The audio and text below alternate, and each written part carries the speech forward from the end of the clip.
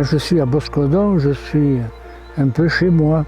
Ça fait partie de mon environnement direct. Et comme on dirait, je suis tombé dedans quand j'étais petit. Boscodon est une abbaye typique des abbayes de montagne. On sent que c'est une abbaye qui a été faite pour le pays, avec ses structures, ses conditions climatiques.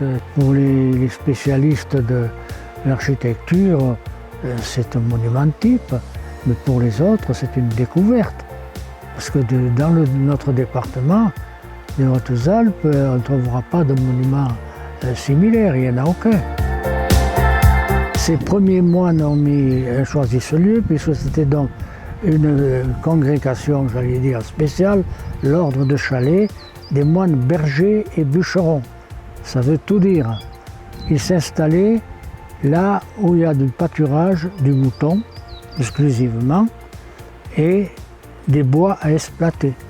Toutes les abbayes, la plupart tout au moins, se situent dans des sites identiques, où on a à la fois le passage de la transhumance et où on a l'exploitation forestière.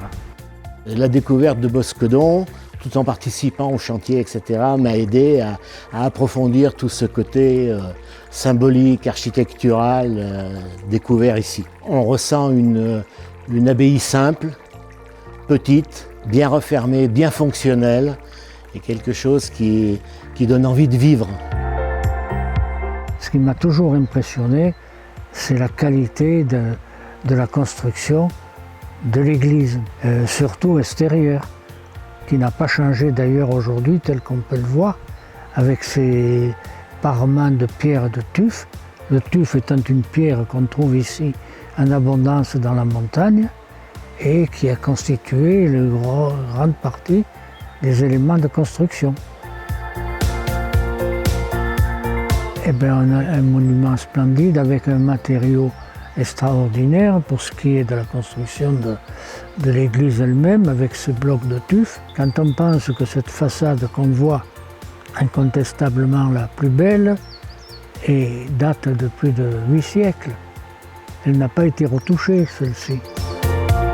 Il y a eu au moins 4 incendies qui se sont succédés au cours des siècles à Boscodon et qui ont méchamment abîmé la pierre. Ce qui a une caractéristique, c'est que cette pierre de tuf, dès qu'elle a chaleur, elle devient rouge. La grande aventure de Boscodon, ça a été toute cette recherche autour de l'histoire, autour des fouilles archéologiques, autour de l'ordre de Chalais, de la vie des moines, pour permettre de restituer ce que l'on voit aujourd'hui et qui n'existait plus. C'est pas en passant 10 minutes à Boscodon que l'on découvre. Surtout aujourd'hui, où tout a été bien restauré, où on a l'impression que tout existe depuis toujours.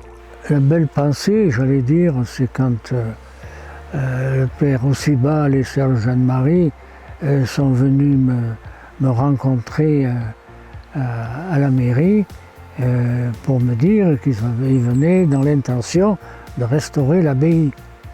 Alors j'avoue qu'au départ, je n'ai pas rigolé, mais en fait, j'ai dit c'est encore des plaisantins. Eh bien, j'ai toujours un certain sentiment de fierté et puis de bonheur. Le bonheur de dire, ben voilà, ça a repris sa texture d'origine. Moi je dis c'est un miracle, j'en reviens pas. Qu'on puisse être arrivé à faire tout ça en si peu de temps. Et chaque fois que je viens maintenant à Boscodon, c'est plus un hameau, c'est une abbaye. La grande aventure de Boscodon, c'est aussi tout ce réseau d'amitié qui a été créé autour des membres de l'association, de ceux qui venaient travailler ici. On ne se connaissait pas, on n'avait pas de curriculum vitae. On était là pour une seule chose, pour Boscodon, pour reconstruire l'abbaye. C'était quelque chose d'extraordinaire.